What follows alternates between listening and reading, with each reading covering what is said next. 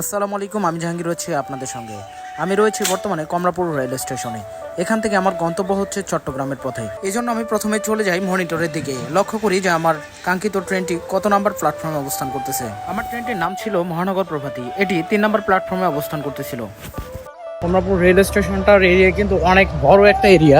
আপনি প্রান্ত থেকে শুরু করে দিয়ে প্রান্ত প্রত্যেকটা জায়গায় লক্ষ্য করেন এনার এরিয়া দেখা যাবে। কিন্তু আপনি যদি এই কমলাপুর রেল স্টেশনে এসে যদি আপনি কোথাও কাউকে খুঁজতে চান তাহলে সেক্ষেত্রে কীভাবে খুঁজবেন? এখানে দেখবেন যে প্রত্যেকটা প্ল্যাটফর্ম নাম্বার এবং পিলার নাম্বার দেওয়া আছে। আপনি যদি কাউকে খুঁজতে চান তাহলে সেক্ষেত্রে বলে দিবেন যে আপনি এই প্ল্যাটফর্মে আছেন, এত নাম্বার পিলারে অবস্থান করতেছেন, সেক্ষেত্রে কিন্তু উনি চলে আসতে পারবে আপনার কাছে। অল্প কিছুক্ষণ অপেক্ষা করার পর আমরা চলে যাই সেই নির্দিষ্ট সিটে। চলে যাব চট্টগ্রামের দিকে। চট্টগ্রাম বাংলাদেশের বাণিজ্যিক রাজধানী এবং প্রাকৃতিক অপার সৌন্দর্য নিয়ে গঠিত এক শহর। দেখতে দেখতে কয়েকটি স্টেশন পার হওয়ার পর চোখে পড়ে যায় শ্রদ্ধেয় মামা আবু সাইদ। আমাদের সঙ্গে দেখা হওয়ার সঙ্গে সঙ্গে আমাদেরকে জিজ্ঞেস করে যে আমরা সকালে কোনো কিছু খেয়ে বের হয়েছি কিনা। এরপর আমাদের জন্য 2টি বিরিয়ানি অর্ডার করে দেয় এবং সেগুলো আমরা খেতে থাকি। এই অঞ্চলের ট্রেনগুলো প্রত্যেকটাই লাক্সারিয়াস।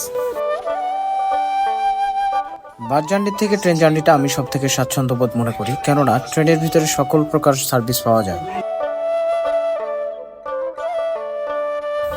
রেলের প্রত্যেকটি জায়গা খুবই পরিষ্কার পরিচ্ছন্ন রাখা হয়েছে, যা দেখে প্রত্যেকটা মানুষের মন কেড়ে নেবে। যাত্রার প্রথম দিকে অর্থাৎ ঢাকা থেকে কুমিল্লার কাছাকাছি পর্যন্ত বেশিরভাগ পথেই আপনি বাংলাদেশের চিরায়ত গ্রামীণ দৃশ্য দেখতে পাবেন। দিগন্ত জোড়া সবুজ ধানক্ষেত, মাঝে মধ্যে ছোট ছোট গ্রাম, পুকুর আর নদীর পাড় দিয়ে ট্রেন ছুটে চলে। এই অংশে রাস্তা বা পাহাড় তেমন চোখে পড়ে না, শুধু সবুজে ভরা সমতল ভূমি। কুমিল্লা পার হওয়ার পর থেকে দৃশ্যপথ ধীরে ধীরে পাল্টাতে থাকে। এখানে ছোট ছোট টিলা বা পাহাড়ের দেখা মেলে। ট্রেন যখন চট্টগ্রাম শহরের কাছাকাছি পৌঁছায় তখন প্রকৃতির দৃশ্য আরও আকর্ষণীয় হয়ে ওঠে। এই অংশে রেলপথটি পাহাড়ের কোল ঘেঁষে বা পাহাড়ের বুক চিরে তৈরি করা হয়েছে, ফলে আপনি জানালার পাশ দিয়ে তাকিয়ে দেখবেন ঘন সবুজের পাহাড়ের সারি। বিশেষ করে সীতাকুণ্ড এলাকার কাছাকাছি আসার সময় রেলপথটি পাহাড়ের মাঝখান দিয়ে চলে গেছে। এই দৃশ্যটি খুবই মনোমুগ্ধকর। তাই বলা যায় এই ট্রেন যাত্রা শুধু গন্তব্যে পৌঁছায় নয়, পথের সৌন্দর্য উপভোগ করার জন্য একটি দারুণ অভিজ্ঞতা। এই ট্রেনটিতে মোট 19টি কম্পার্টমেন্ট রয়েছে। তার ভিতরে এসি রয়েছে 5টি, কেবিন 5টি, নন এসি 7টি, পাওয়ার কার 1টি। এরপর পুনরায় আবু সাইদ মামা আমাদের জন্য নাস্তা পাঠিয়ে দেয় এবং একই সাথে এগুলো খাওয়া শেষ না করতে করতে আবার কফি এসে হাজির। মামা এতটা অতিথি আপ্যায়ন করেছে যা আমার মনকে কেড়ে নিয়েছে এবং মুগ্ধ করে দিয়েছে।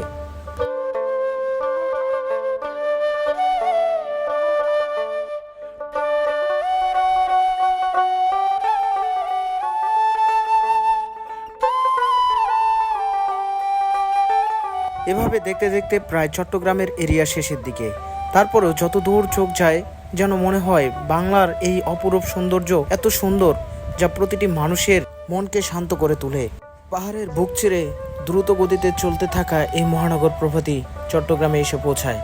আজকের এই জার্নিটি আমার মনে স্মরণীয় হয়ে থাকবে, কেননা আমার লাইফে কখনো আমি এরকম পাহাড়ি এলাকা দিয়ে ট্রেন জার্নি করিনি। তো আজকের ভিডিওতে এই পর্যন্তই।